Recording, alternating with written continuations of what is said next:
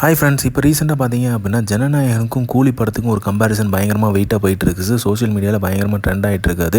So எல்லா இடத்துலையுமே அது டிஸ்கஷன் இருக்கும். ஸோ வெயிட்டான ஒரு கம்பேரிசன் இருக்கணும். எப்போவுமே ஒரு படம் ரிலீஸ் ஆகுது, மாஸ் படம் ரிலீஸ் ஆகுதுன்னா அதுக்கு ஒரு காம்படிஷன் கண்டிப்பாக இருக்கும். ஸோ அந்தபடி பார்த்தீங்க அப்படின்னா செம்மையான காம்படிஷன் வந்து ஜனநாயகனுக்கும் கூலி படத்துக்கும் வந்திருக்கு. So Amazon Prime OTT rights வந்து 121 crores வந்து ஜனநாயகன் படம் வாங்கியிருக்காங்க. ஸோ கூலி படத்துக்கு வந்து 110 அப்படிங்கிற மாதிரி சொல்கிறாங்க.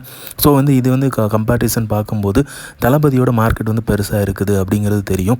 பட் ஆனால் ஸ்டில் தளபதி கூடவே வந்து சூப்பர் ஸ்டார் ரஜினி அவர்களும் வந்து செமையான ஒரு ஃபைட் கொடுத்துட்ருக்காரு. அதுவும் இந்த ஏஜில் அப்படிங்கிறது முக்கியத்துவமாக இருக்குது. ஸோ அதே மாதிரி இன்னொரு பக்கம் வந்து யோசிச்சுட்டு இருக்கிறது என்னென்னா, இந்த கிரேட் நம்பரான 1000 crores வந்து எந்த மூவி வந்து தொடப்போகுது அப்படிங்கிற மாதிரி பேசிகிட்டு இருக்காங்க.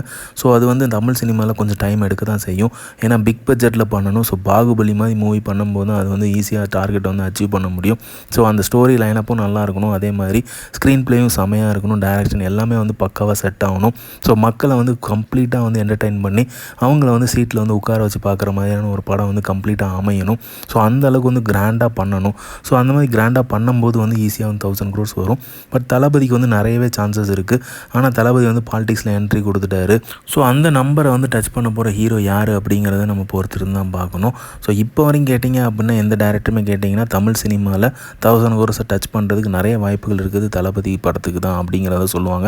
ஸோ தளபதி வச்சு இயக்குனா கண்டிப்பாக வந்து அதை டச் பண்ண முடியும் அப்படிங்கிற மாதிரி சொல்கிறாங்க.